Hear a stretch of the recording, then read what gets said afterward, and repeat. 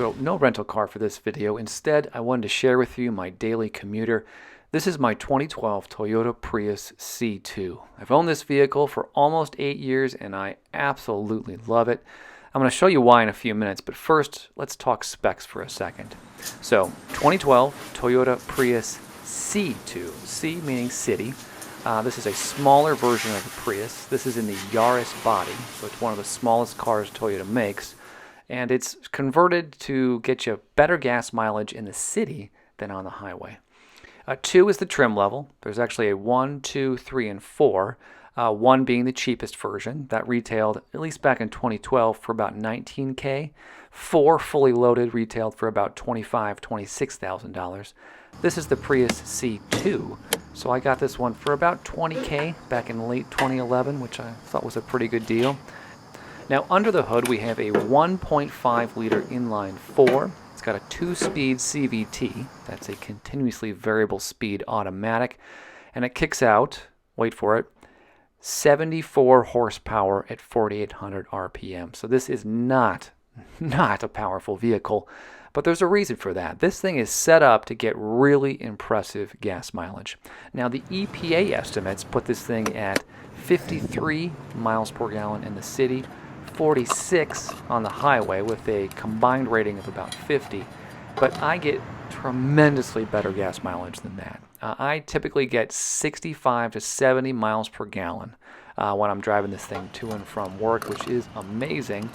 Cool part is that the car has taught me how to drive it more efficiently, and I'll show you that in a second. But what I'm trying to tell you here is if you drive it conservatively, so not slamming on the accelerator, not slamming on the brake, you get really good gas mileage in this vehicle.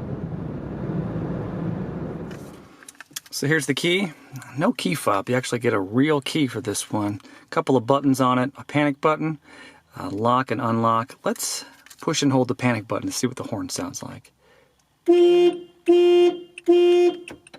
Not too bad. Setup on the steering wheel is a little basic compared to most of the rentals I have, but I think it works pretty well. Down here you have buttons to answer and hang up your phone. You can adjust the volume, the mode of the entertainment in the center display right there, along with, cycle through some tracks or some chapters on whatever you're listening to. On the other side, we have a control to adjust the temperature. You can adjust the display up here, and then you can cycle through your trip counters, along with opening and closing the outside vents, which I don't really use, but I always found it kind of interesting that that's what they used this particular button for. All right, so let's start it up.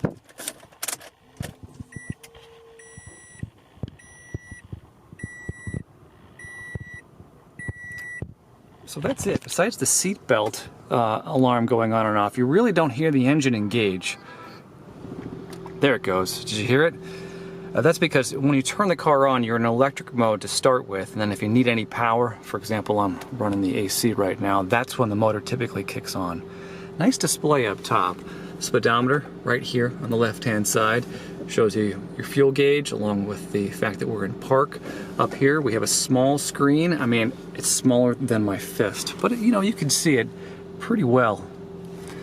Odometer up top, you get your miles per gallon right in the middle, along with a clock, along with average speed, driving time, your EV miles, that's the amount of miles you drive in electric mode, along with your cruising range. That means we can go 73 more miles before we're on empty, and the outside temperature, 66 right now, which isn't too bad. And then you have all of your indicator lights right here. Now, the fun part about this display is that you can cycle through a bunch of different options by hitting the display button right here. So let me show you a couple. This is the Eco Score screen. This thing has been my nemesis. So as you're driving, it's going to score you in 3 different categories. Your start, so if you accelerate really hard and quickly, you're going to get a crappy score there, but if you accelerate slowly and smoothly, you'll get a good score. Cruise, I've never been able to figure out. Even if I drive at a consistent speed on flat surfaces, I can never get my cruise speed to be perfect. But if you drive well, and not braking suddenly and aggressively accelerating, you get a pretty decent cruise score. And then stop is also another category right here. If you slam on the brakes, gonna get a poor stop score. But if you cruise slowly, brake slowly so that you can generate some battery It's actually right here, this indicator right here. When you're stopping, you can actually charge the battery if you brake slowly and evenly for a long period of time. So, long story short, my best eco score is 90. Never been able to get 100, although I have been trying for years. On the left-hand side, we have our window controls and door locks. This button right here will not allow your passengers to open and close their windows if you have it engaged. Door latch and lock. Up on the dash, we have our mirror controls along with a gauge to adjust the brightness of the display up here. Side view mirrors, no blindside detection, but I've never had an issue with this car because it is super small, so it's easy to see around. Up top, just a couple of switches. You can turn on the lights, and you can adjust the settings. I mean, are the lights going to turn on when you open and close the doors, or do you want them always on? So pretty simple switches up top. Rear view mirror, nothing on it, just a toggle switch in the back in case someone is shining their high beams on you. Down below we have the center display, not a touch screen. This is pretty old-fashioned. Car's pretty old. Let me turn it on. It's streaming over my cell phone right now, so that's what the Bluetooth audio setting is for. If you want to cycle through your media options, you can hit the media button, jump to radio, scan the radio. I've never used the text setting. It's always easier just to look at it on my phone. Phone buttons here, although I have always used the ones on the steering wheel, along with a tuner knob and a volume knob. And then you actually do get a CD player in this one, although I don't think I've played a CD in probably 3 years in this car. Bluetooth works extremely well on this car. Setup screen is pretty easy. You just hit the setup button right here, and I can typically get a cell phone to connect probably within about a minute. It's not as fast as the newer cars out there, but it works fine, and the connection is almost always stable. Down below we have our climate controls. On and off button right here. You can cycle through where the vents are going to blow. You can turn on and off whether or not the vents are going to be open to the outside. You have your defroster buttons and then an auto button and a large temperature knob right here, along with a digital display to tell you how high you're adjusting the temperature. Haven't had any issues with this. It heats and cools the car perfectly, never a problem. Also, you get a nice big button right here to turn on and off your hazards. Down below there, well, we have a couple of storage areas. I never really used this one up here. 2 cup holders that typically hold a drink here, and then, as you can see, a bunch of change right there. Gear shift has a nice blue accent right here, which I've always really loved. Shifts of the gears fine. Park, reverse, neutral, drive. No problems at all. Behind there we have our eco mode button. I have always kept this on. This increases your miles per gallon quite a bit. And then your EV mode button. You can put this on and drive the car in electric mode only, but you're pretty limited because once you get to about 11 miles per hour, well then the hybrid motor kicks on and you can't use this anymore. So even just driving basically around my neighborhood, I can't even use this. It's really only good for driving, I'd say, basically up and down your driveway, because anytime you go over to 11 miles an hour, EV mode is off, hybrid engine is back on. Behind there you get your hand parking brake, along with another small cutout right here that I usually use to keep my cell phone. And then you have a center armrest, pretty small, not really large. To be honest, I haven't looked in here for a while, and I didn't clean it out before I started filming, so this could be a surprise. Oh, that's not too bad. So I have some chapstick, looks like a power cord and tire gauge in there, but nothing too embarrassing. As you'll notice, it's a pretty small area. It's not even big enough to really keep a drink, so I haven't really been using this at all in the time that I've owned the car. Over on the passenger side, we have another storage cutout. Pretty nice to keep some odds and ends, although, you know, even though there's a little bit of a lip on here, if you put anything that rolls around, it's going to topple off and fall into the floor. Get a USB port right here along with an auxiliary jack. This will not actually charge your cell phone. It's really mainly to connect to the display right here, so I have barely ever used this. And then the glove box. Got our registration and then owner's manual and a nice leather case. Pretty decent size, big enough to keep a first aid kit, which I usually shove in here. So all in all, I'm pretty happy with the glove box. Alright, I jumped in the back seat with the driver's seat pushed back a good distance. Not all the way, but a pretty comfortable distance. And I still have a little bit of leg room, probably 3 inches between my knees and the back of that seat. Not a whole lot of amenities back here. Just cloth seats, no pockets on the driver side. But on the passenger side, you do get a small pocket. It's made out of, I don't know, kind of a cloth-like material. It doesn't have a lot of give, but there's enough to get something back there if you want to store something here. No power ports or anything like that on the back of the center armrest for the front seat passengers, although you do have a cup holder that flips out right here. I don't think I've ever actually used that. On the doors, just your standard controls. Window, door lock and latch, and then up above you have a handle right here.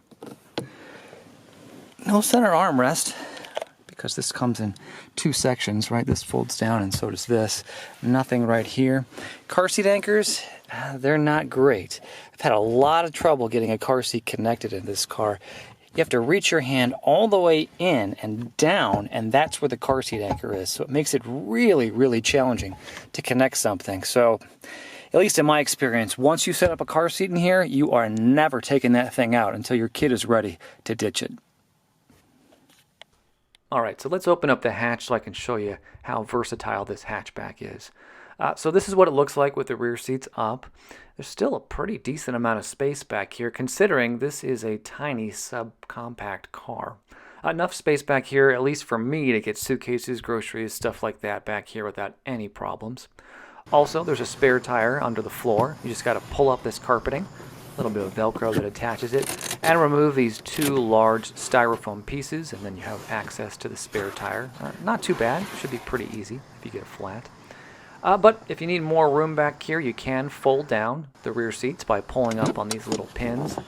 You will, however, have to probably push the passenger and driver's seat forward a little bit to get them to collapse all the way. But once you do, you get access to a lot more room back here, which I have used frequently to haul around larger items, and it's been fantastic. I am a converted hatchback owner, probably for life because of it. All right, so what's it like to drive the Prius C now that we've talked about everything? Handling is fantastic. Small car, small wheels, so you can really maneuver super well. I've always found this vehicle to be really responsive, so driving it has been actually, it's quite nice. Look how fast and clean we can make these turns.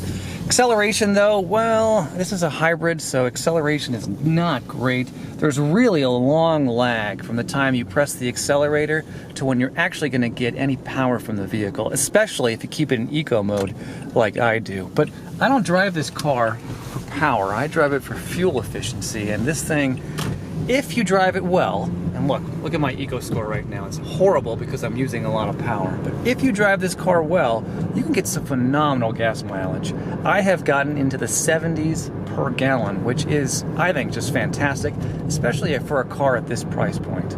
So acceleration isn't great, although handling is fantastic. Cabin noise is also, I'd say, okay. Let me shut up for a second so you can kind of get a feel for what it sounds like. So this is going at 30, 35 miles per hour, and you can already hear the wind whipping through the vehicle.